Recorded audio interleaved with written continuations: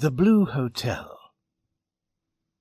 The Palace Hotel at Fort Romper was painted a light blue, a color of blue found on the legs of a certain bird that makes it bright in any surroundings. The Palace Hotel, then, looked always loud and screaming in a way that made the bright winter scenes of Nebraska seem only a dull gray. It stood alone, and when the snow was falling, the town 200 yards away could not be seen. When a traveler came from the railroad station, he was obliged to pass the Palace Hotel before he came to the group of low houses which was Fort Romper. It was believed that no traveler could pass the Palace Hotel without looking at it. Pat Scully, the hotel owner, had proved himself a master at choosing paints. It is true that on clear days, when the long lines of trains swept through Fort Romper, passengers were surprised at the sight. Those that knew the brown reds and dark greens of the eastern part of the country laughingly expressed shame, pity, shock. But to the citizens of this western town, and to the people who stopped there, Pat Scully had performed a wonder. As if the displayed delights of such a blue hotel were not sufficiently inviting, Scully went every morning and evening to meet the trains that stopped at Romper. He would express greetings and welcome to anyone he might see hesitating. One morning, when a snow-covered engine dragged its long string of cars to the station, Scully performed the marvelous trick of catching 3 men. One was a shaky and quick-eyed Swede, with a great shining cheap bag. One was a tall, sun-browned cowboy, who was on his way to a job near the Dakota border. One was a little silent man from the East Coast, who didn't look like it, and didn't announce it. Scully practically made them prisoners. He was so quick and merry and kindly that each probably thought it would be cruel to try to escape. So they followed the eager little man. He wore a heavy fur cap pulled tightly down on his head. It caused his 2 red ears to stand out stiffly, as if they were made of tin. At last, Scully grandly conducted them through the door of the Blue Hotel. The room which they had entered was small. It was occupied mostly by a huge stove in the center, which was burning with great force. At various points on its surface the iron had become shiny and glowed yellow from the heat. Beside the stove, Scully's son, Johnny, was playing a game of cards with a farmer. They were quarreling. With loud words, Scully stopped their play and hurried his son upstairs with the bags of the new guests. He himself led them to 3 bowls of icy water. The cowboy and the Easterner washed themselves in this water until they were as red as fire. The Swede, however, merely placed his fingers in the bowl. It was noticeable throughout these proceedings that the 3 travelers were made to feel that Scully was very kind indeed. He was giving out great favors. Afterward they returned to the first room. There, sitting about the stove, they listened to Scully shouting at his daughters, who were preparing the noon meal. They employed the silence of experienced men who moved carefully among new people. The Swede was especially silent. He seemed to be occupied in making secret judgments of each man in the room. One might have thought that he had a sense of foolish fear which accompanies guilt. He looked like a badly frightened man. Later, at dinner, he spoke a little, directing his conversation entirely to Scully. He said that he had come from New York, where he had worked for 10 years as a suit-maker. These facts seemed to interest Scully, and afterward he told that he had lived at Romper for 14 years. The Swede asked about the crops and the price of labor. He seemed hardly to listen to Scully's lengthy replies. His eyes continued to wander from man to man. Finally, with a laugh, he said that some of these western towns were very dangerous. And after this declaration he straightened his legs under the table, nodded his head, and laughed again, loudly. It was plain that this had no meaning to the others. They looked at him, wondering, and in silence. After dinner it was decided to play a game of cards. The cowboy offered to play with Johnny, and they all turned to ask the Swede to play with the little Easterner. The Swede asked some questions about the game. Learning that it wore many names and that he had played it under another name, he accepted the invitation. He came toward the men nervously, as though he expected to be attacked. Finally, seated, he looked from face to face and laughed sharply. This laugh was so strange that the Easterner looked up quickly. The cowboy sat with his mouth open, and Johnny paused, holding the cards with still fingers. Afterward there was a short silence. Then Johnny said, "Well, let's begin. Come on now." They pulled their chairs forward until their knees touched under the table. They began to play, and their interest in the game caused the others to forget the strange ways of the Swede. Suddenly the Swede spoke to Johnny. "I suppose there have been a good many men killed in this room." The mouths of the others dropped open, and they looked at him. "What are you talking about?" said Johnny. The Swede laughed again, his loud laugh full of a kind of false courage. "Oh, you know what I mean, all right," he answered. "I don't," Johnny protested. The card game stopped, and the men stared at the Swede. Johnny evidently felt that as the son of the hotel owner, he should make a direct inquiry. "Now, what are you trying to say?" he asked. The Swede's fingers shook on the edge of the table. "Oh, maybe you think I haven't been anywhere. Maybe you think I don't have any experience, eh?" "I don't know anything about you," answered Johnny. "And I don't care where you've been. I just don't know what you're trying to say. Nobody has ever been killed in this room." The cowboy, who had been steadily gazing at the Swede, then spoke. "What's wrong with you, fella?" Apparently it seemed to the Swede that he was powerfully threatened. He trembled and turned pale near the corners of his mouth. He sent an appealing glance in the direction of the little Easterner. "They say they don't know what I mean," he remarked bitterly to the Easterner. The latter answered after long and careful thought. "I don't understand you," he said calmly. The Swede made a movement then which announced that he thought he had met attack from the only place where he had expected sympathy, if not help. "I see you're all against me, I see, eh?" The cowboy felt as though he had lost his senses. "Say," he cried as he threw the cards fiercely down upon the table. "Say, what are you trying to do?" The Swede jumped up. "I don't want to fight," he shouted. "I don't want to fight." The cowboy stretched his long legs slowly and carefully. His hands were in his pockets. "Well, who thought you did?" he inquired. The Swede moved rapidly back toward the corner of the room. His hands were out protectingly in front of his chest, but he was making an apparent struggle to control his fright. "Gentlemen," he almost whispered, "I suppose I'm going to be killed before I can leave this house. I suppose I'm going to be killed before I can leave this house."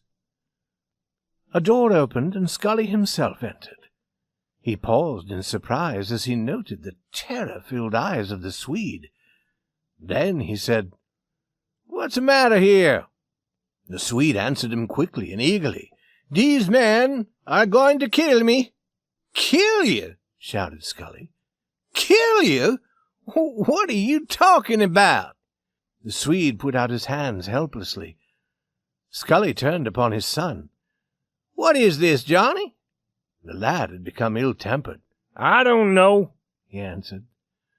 Doesn't make any sense to me. He began to pick up the cards, gathering them together angrily. He says a good many men have been killed in this room or something like that.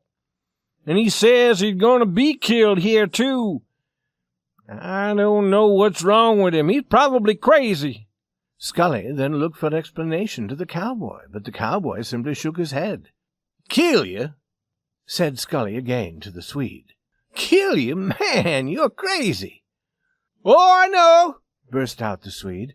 I know what will happen. Yes, I'm crazy. Yes, of course, I'm crazy. Yes. But I know one thing.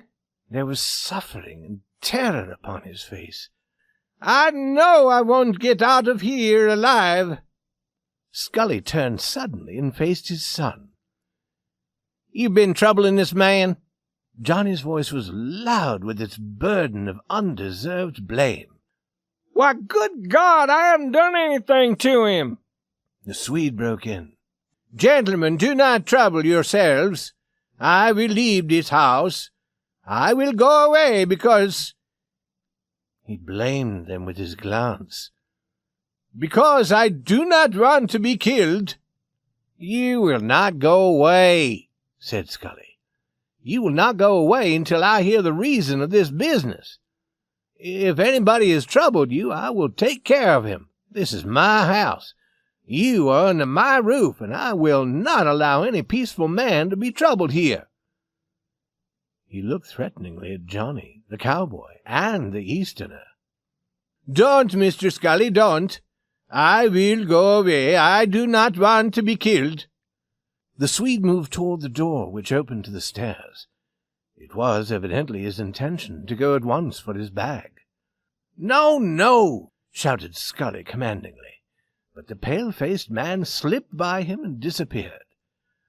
Now, said Scully angrily to the others, what does this mean? Johnny and the cowboy cried together. Why, we didn't do anything to him. Scully's eyes were cold.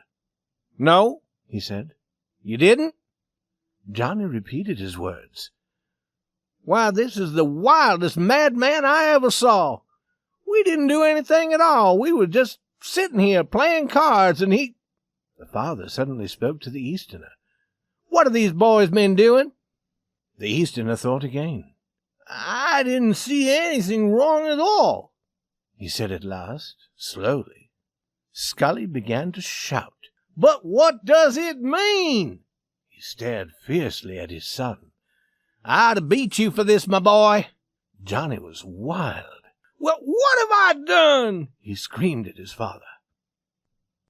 I think you're tongue-tied, said Scully finally to his son, the cowboy, and the Easterner, and at the end of his sentence he left the room. Upstairs the Swede was closing his bag. His back was half turned toward the door, and hearing a noise there, he turned and jumped up, uttering a loud cry. Scully's face was frightening in the light of the small lamp he carried. This yellow shine streaming upward left his eyes in deep shadows.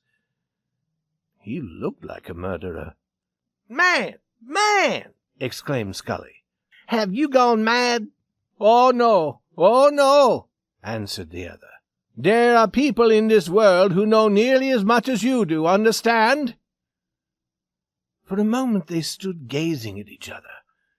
Then Scully placed the light on the table and sat himself on the edge of the bed. He spoke slowly.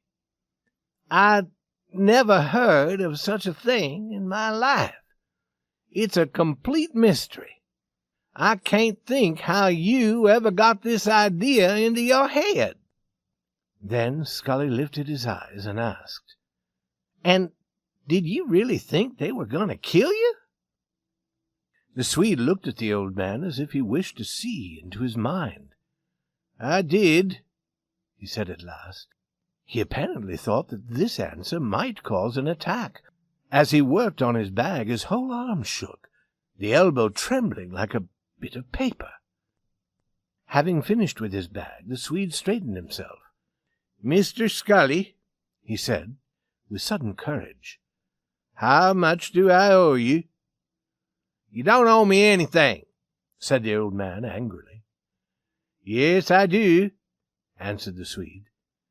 He took some money from his pocket and held it out to Scully, but the latter moved his hand away in firm refusal. "I won't take your money," said Scully. "Not after what's been happening here." Then a plan seemed to come to him. "Here," he cried, picking up his lamp and moving toward the door. "Here, come with me a minute." "No," said the Swede in great alarm. "Yes," urged the old man. "Come on. I want you to come, just across the hall, in my room."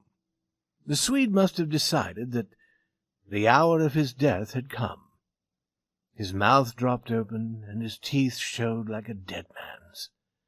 He at last followed Scully across the hall, but he had the step of one hung in chains. "Now," said the old man. He dropped suddenly to the floor and put his head beneath the bed. The Swede could hear his dulled voice. "I'd keep it under my pillow if it weren't for that boy Johnny. Where is it now? I never put it twice in the same place. There. Now, come out." Finally he came out from under the bed, dragging with him an old coat. "I've got it," he whispered. Still on the floor on his knees, he unrolled the coat and took from it a large yellow-brown whiskey bottle. His first act was to hold the bottle up to the light. Satisfied, apparently, that nobody had touched it, he pushed it with a generous movement toward the Swede. The weak-kneed Swede was about to eagerly grasp this element of strength, but he suddenly pulled his hand away and cast a look of terror upon Scully. "Drink," said the old man in a friendly tone. He had risen to his feet and now stood facing the Swede. There was a silence. Then again Scully said, "Drink." The Swede laughed loudly. He seized the bottle and put it to his mouth, and as his lips curled foolishly around the opening and his throat worked, he kept his glance burning with hate upon the old man's face. After the departure of Scully, the three men still at the table sat for a long moment in surprised silence. Then Johnny said, "That's the worst man I ever saw." "Oh, I don't know," replied the Easterner. "Well, what do you think makes him act that way?" asked the cowboy. "He's frightened." The Easterner knocked his pipe against the stove. "He's frightened right out of his senses." "At what?" asked Johnny and the cowboy together. "I don't know, but it seems to me this man has been reading cheap novels about the West, and he thinks he's in the middle of it, the shooting and killing and all." "But," said the cowboy, deeply shocked, "this isn't a wild place. This is Nebraska." "Yes," added Johnny. "And why doesn't he wait until he really gets out west?" The traveled Easterner laughed. "Things aren't bad even there, not in these days, but he thinks he's right in the middle of hell." Johnny and the cowboy thought for a long while. "It's strange," remarked Johnny at last. "Yes," said the cowboy. "This is a queer game. I hope we don't get a lot of snow, because then we'd have to have this man with us all the time. That wouldn't be any good." Soon they heard a loud noise on the stairs, accompanied by jokes in the voice of old Scully, and laughter evidently from the Swede. The men around the stove stared in surprise at each other. The door swung open, and Scully and the Swede came into the room. 5 chairs were now placed in a circle about the stove. The Swede began to talk loudly and angrily. Johnny, the cowboy, and the Easterner remained silent, while old Scully appeared to be eager and full of sympathy. Finally, the Swede announced that he wanted a drink of water. He moved in his chair and said that he would go and get some. "I'll get it for you," said Scully at once. "No," refused the Swede roughly. "I'll get it for myself." He got up and walked with the manner of an owner into another part of the hotel. As soon as the Swede was out of the room, Scully jumped to his feet and whispered quickly to the others. "Upstairs. He thought I was trying to poison him." "This makes me sick," said Johnny. "Why don't you throw him out in the snow?" "He's all right now," declared Scully. "He was from the East, and he thought this was a rough place, that's all. He's all right now." The cowboy looked with admiration upon the Easterner. "You were right," he said. "Well," said Johnny to his father, "he may be all right now, but I don't understand it. Before he was afraid, but now he's too brave." Scully now spoke to his son. "What do I keep? What do I keep? What do I keep?" he demanded in a voice like thunder. He struck his knee sharply to indicate he himself was going to make a reply and that all should listen. "I keep a hotel," he shouted. "A hotel, do you hear? A guest under my roof has special privileges. He is not to be threatened. Not one word shall he hear that would make him want to go away. There is no place in this town where they can say they took in a guest of mine because he was afraid to stay here." He turned suddenly upon the cowboy and the Easterner. "Am I right?" "Yes, Mr. Scully," said the cowboy. "I think you're right." "Yeah, Mr. Scully," said the Easterner. "I think you're right." At supper that evening, the Swede burned with energy. He sometimes seemed on the point of bursting into loud song, and in all of his madness he was encouraged by old Scully. The Easterner was quiet. The cowboy sat in wide-mouthed wonder, forgetting to eat, while Johnny angrily finished great plates of food. The daughters of the house, when they were obliged to bring more bread, approached as carefully as rabbits. Having succeeded in their purpose, they hurried away with poorly hidden fear. The Swede controlled the whole feast, and he gave it the appearance of a cruel affair. He seemed to have grown suddenly taller. He gazed bitterly into every face. His voice rang through the room. After supper, as the men went toward the other room, the Swede hit Scully hard on the shoulder. "Well, old boy, that was a good meal." Johnny looked hopefully at his father. He knew that the old man's shoulder was still painful from an old hurt, and indeed it appeared for a moment as if Scully were going to flame out in anger about it. But Scully only smiled, a sickly smile, and remained silent. The others understood that he was admitting his responsibility for the Swede's new attitude. When they were gathered about the stove, the Swede insisted on another game of cards. In his voice there was always a great threat. The cowboy and the Easterner both agreed, without interest, to play. Scully said that he would soon have to go meet the evening train, and so the Swede turned to Johnny. For a moment their glances crossed like swords, and then Johnny smiled and said, "Yes, I'll play." They formed a square around the table. The Easterner and the Swede again played together. As the game continued, it was noticeable that the cowboy was not playing as noisily as before. Scully left to meet the train. In spite of his care, an icy wind blew into the room as he opened the door. It scattered the cards and froze the players. The Swede cursed frightfully. When Scully returned, his icy entrance interrupted a comfortable and friendly scene. The Swede cursed again, but soon they were once more giving attention to their game, their heads bent forward and their hands moving fast. Scully took up a newspaper, and as he slowly turned from page to page, it made a comfortable sound. Then, suddenly, he heard 3 awful words. You are cheating!" The little room was now filled with terror. After the 3 words, the first sound in the room was made by Scully's paper as it fell, forgotten, to his feet. His eyeglasses had fallen from his nose, but by a grasp he had caught them. He stared at the card players.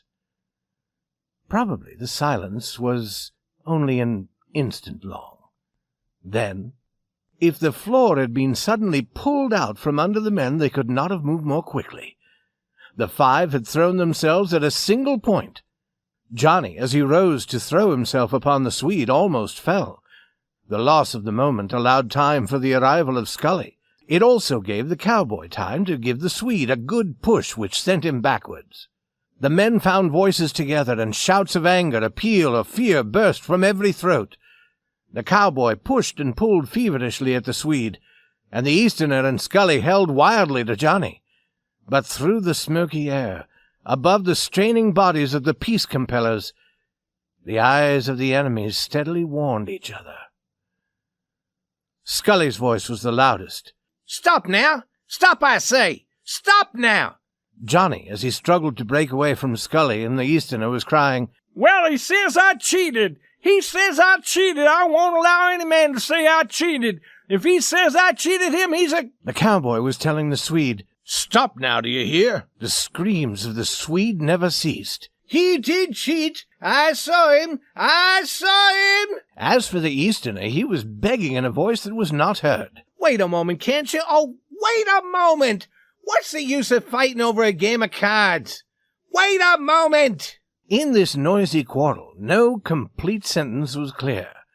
"Cheat! Stop! He says—" These pieces cut the screaming and rang out sharply. It was remarkable that Scully, who undoubtedly made the most noise, was the least heard. Then, suddenly, there was a great stillness.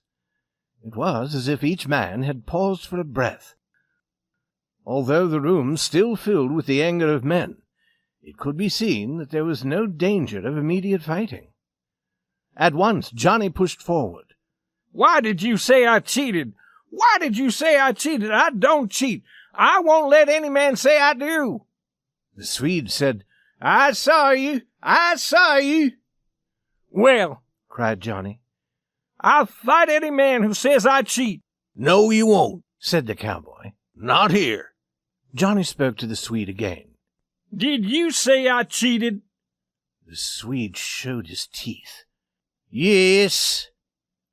"Then," said Johnny, "we must fight." "Yes, fight!" roared the Swede. He was like a mad devil.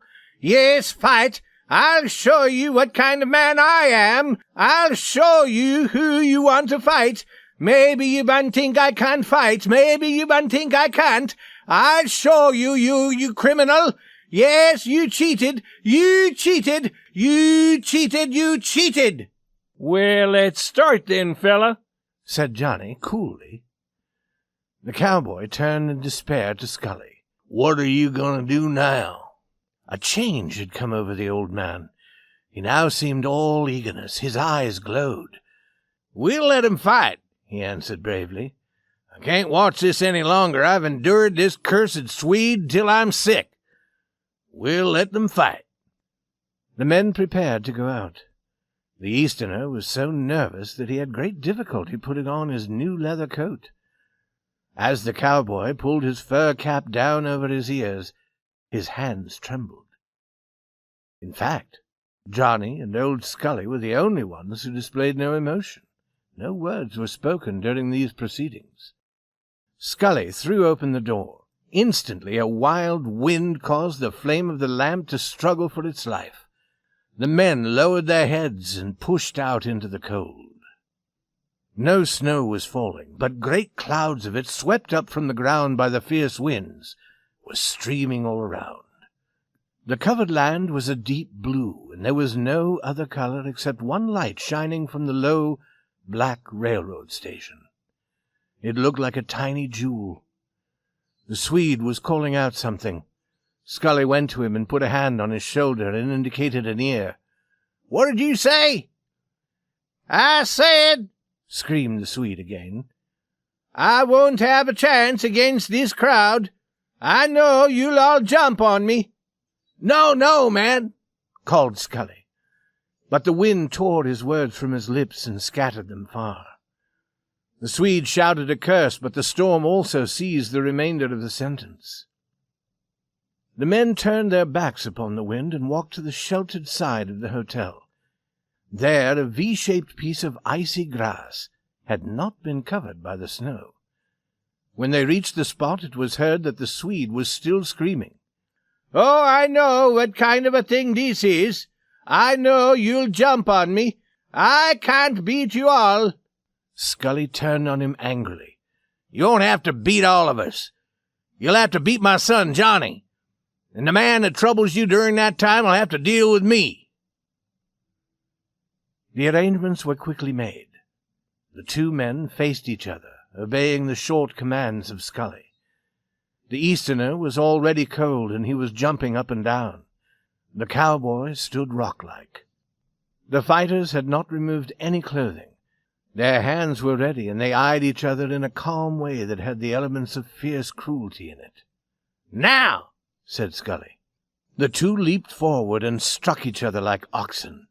There was heard the dull sound of blows, and of a curse pressed out between the tight teeth of one.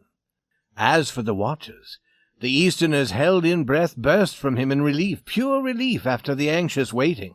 The cowboy leaped into the air with a scream. Scully stood unmoving, as if in complete surprise and fear at the fierceness of the fight, which he himself had permitted and arranged. For a time the fight in the darkness was such a scene of flying arms that it showed no more detail than a moving wheel. Sometimes a face would shine out, frightful and marked with pink spots. A moment later the men would only be shadows. Suddenly the cowboy was caught by warlike desires, and he leaped forward with the speed of a wild horse. "Hit him, Johnny! Hit him! Kill him! Kill him!" "Keep still," said Scully icily. Then there was a sudden loud sound, dull, incomplete, cut short. Johnny's body fell away from the Swede with sickening heaviness to the grass. The cowboy hardly had time to prevent the mad Swede from throwing himself upon the fallen body. Scully was at his son's side. "Johnny, Johnny, my boy." His voice had a quality of sad tenderness. "Johnny, can you fight some more?" He looked anxiously down into the bloody, beaten face of his son. There was a moment of silence, and then Johnny answered in his ordinary voice. "Yes, yes." Helped by his father, he struggled to his feet. "Wait a minute now, till you get your breath," said the old man. A few steps away, the cowboy was telling the Swede, "No, you don't. Wait a second." The Easterner was pulling at Scully's arm. "Oh, this is enough," he begged. "This is enough. Let it go as it is. This is enough." "Bill," said Scully, "get out of the way." The cowboy stepped aside. "Now!" The fighters advanced towards each other. Then the Swede aimed a lightning blow that carried with it his entire weight. Johnny, though faint from weakness, luckily stepped aside, and the unbalanced Swede fell to the ground. The cowboy, Scully, and the Easterner cheered, but before it's finished the Swede was up, and attacking his enemy madly. There were more wildly moving arms, and Johnny's body again fell away, like a stone. The Swede quickly struggled to a little tree and leaned upon it, breathing hard while his fierce, flame-lit eyes wandered from face to face as the men bent over Johnny. "Can you still fight, Johnny?" asked Scully in a voice of despair. After a moment the son answered, "No, I can't fight any more." Then from shame and bodily ill he began to weep, the tears pouring down through the blood on his face. "He was too heavy for me." Scully straightened and spoke to the waiting figure. "Stranger," he said calmly, "we're finished." Then his voice changed to that of a deep and quiet tone, which had been the tone of the most simple and deadly announcements. "Johnny is beaten." Without replying, the winner moved away to the door of the hotel. The others raised Johnny from the ground, and, as soon as he was on his feet, he refused all attempts at help. When the group came around the corner, they were almost blinded by the blowing snow. It burned their faces like fire. The cowboy carried Johnny through the piles of snow to the door. Inside they were greeted by a warm stove, and women who took Johnny to the kitchen.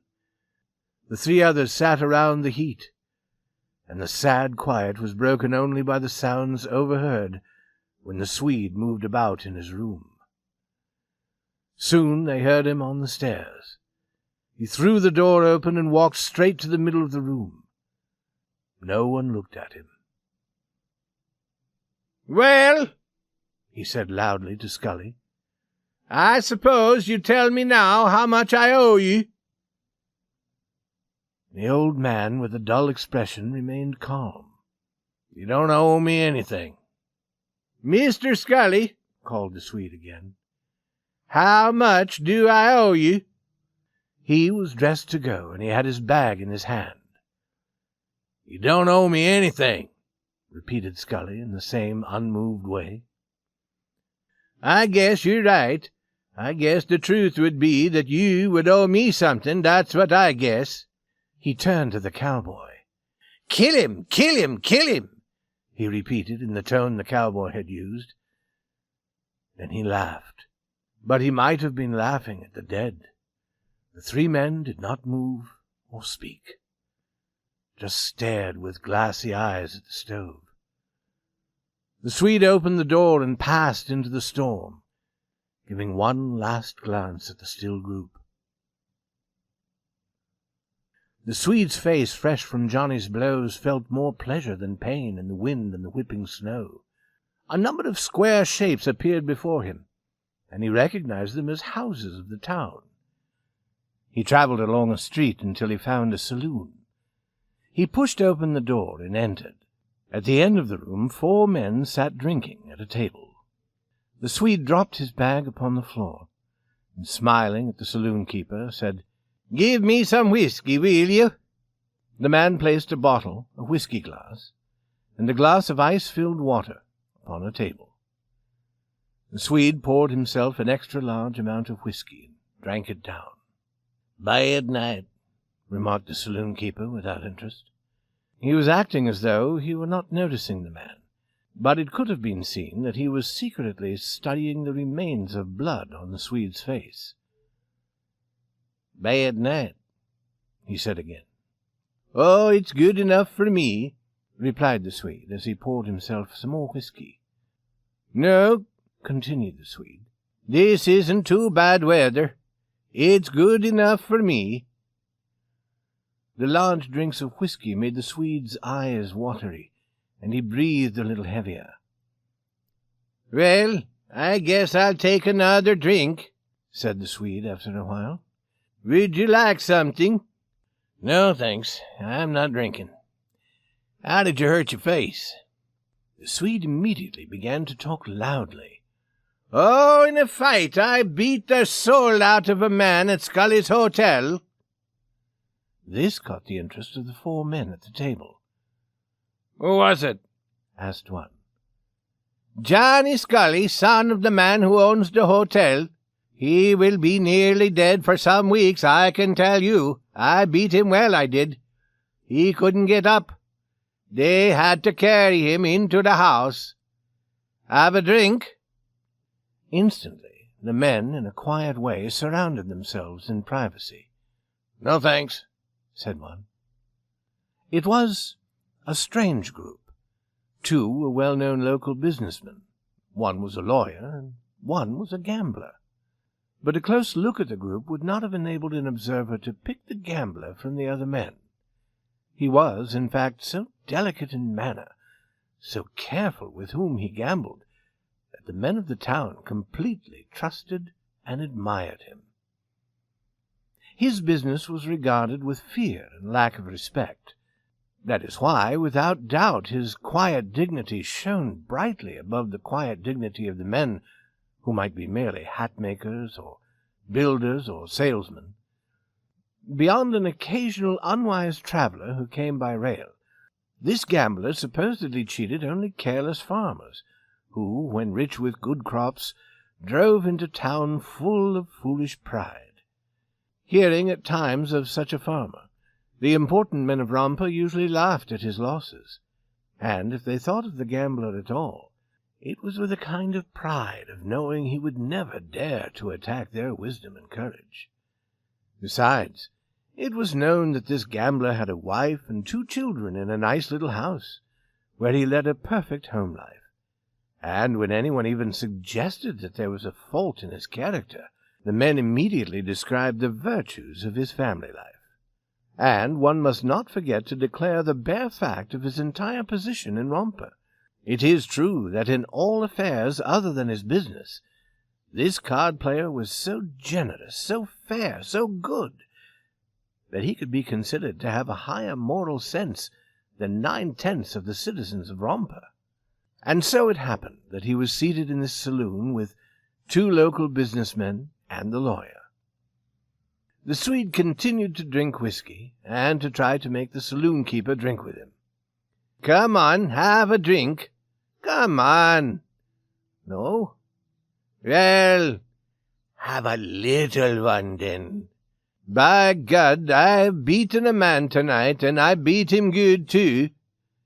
Gentlemen," the Swede cried to the men at the table, "have a drink." "Shh, quiet," said the saloon-keeper. The group at the table, although really interested, had been trying to appear to be busy in talk. But now a man lifted his eyes toward the Swede and said shortly, "Thanks, we don't want any more." At this reply the Swede straightened. "Well," he shouted, "it seems I can't get anybody to drink with me. I want someone to drink with me now.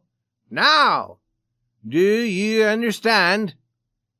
He struck the table with his hand. Years of experience had hardened the saloon-keeper. He merely answered, "I hear you." "Well," cried the Swede, "listen then. See those men over there? Well, they're going to drink with me, and don't you forget it. Now you watch." "Stop that!" shouted the saloon-keeper. "Why should I?" demanded the Swede. He walked to the men's table and by chance laid his hand on the shoulder of the gambler. "What about it?" he asked angrily. "I asked you to drink with me." The gambler simply turned his head and spoke over his shoulder. "My friend, I don't know you." "Never mind," answered the Swede. "Come and have a drink." "Now, my boy," advised the gambler kindly, "take your hand off my shoulder and go away." He was a little, thin man, and it seemed strange to hear him use this tone to the big Swede. The other men at the table said nothing. "What, you won't drink with me, you little fool? I'll make you, then. I'll make you." The Swede had grasped the gambler fiercely at the throat, and was dragging him from his chair. The other men jumped up. The saloon-keeper ran toward the table. It was a great scene of shouts and movements. And then a long knife appeared in the hand of the gambler. It shot forward, and a human body was cut as easily as if it had been a piece of fruit. The Swede fell with a cry of greatest surprise. The businessman and the lawyer must have rushed out of the place backward. The saloon-keeper found himself hanging weakly to the arm of the chair and gazing into the eyes of a murderer. "Henry," said the latter, "you tell them where to find me. I'll be home waiting." Then he left.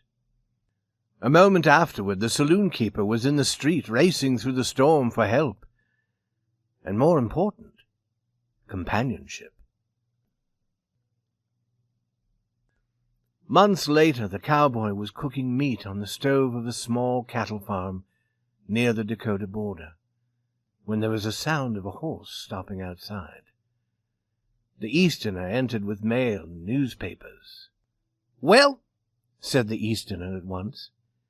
"The fellow who killed a Swede will spend 3 years in prison. That's not much, is it?" "It will? 3 years." The cowboy turned the meat in the pan. 3 years. That isn't much." "No," replied the Easterner. "There was a lot of sympathy for him in Romper." "If the saloon keeper had been any good," said the cowboy thoughtfully, "he would have gone in and hit that Swede on the head with a bottle in the beginning of it. That would have stopped all this murdering." "Yes, 1,000 things might have happened," said the Easterner sharply. The cowboy moved his pan of meat on the fire, continued with his philosophy. "It's strange, isn't it? If he hadn't said Johnny was cheating, he'd be alive this minute. He was an awful fool. I believe he was crazy." "I feel sorry for that gambler," said the Easterner. "So do I," said the cowboy. "He doesn't deserve 3 years in prison for killing that fellow." "The Swede might not have been killed if everything had been honest." "Might not have been killed!" exclaimed the cowboy. "Everything honest? When he said that Johnny was cheating and acted so crazy? And then in the saloon he practically asked to get hurt." With these arguments the cowboy made the Easterner angry. "You're a fool!" cried the Easterner fiercely. "You're a bigger fool than that Swede. Now let me tell you one thing. Listen. Johnny was cheating." "Johnny?" said the cowboy blankly. There was a minute of silence, and then he said strongly, "Oh, no, the game was only for fun." "Fun or not," said the Easterner, "Johnny was cheating. I saw him. I know it. I saw him. And I refused to stand up and be a man. I let the Swede fight alone. And you were simply jumping around in a place and wanting to fight. And old Scully, too. We were all in it. This poor gambler just got pulled into it. Every sin is the result of shared effort. We, 5 of us, have shared in the murder of this Swede. You, I, Johnny, old Scully, and that fool of an unfortunate gambler came merely at the end of a human movement and gets all the punishment." The cowboy, hurt and angry, cried out blindly into this mystery of thought. "Well, I didn't do anything, did I?"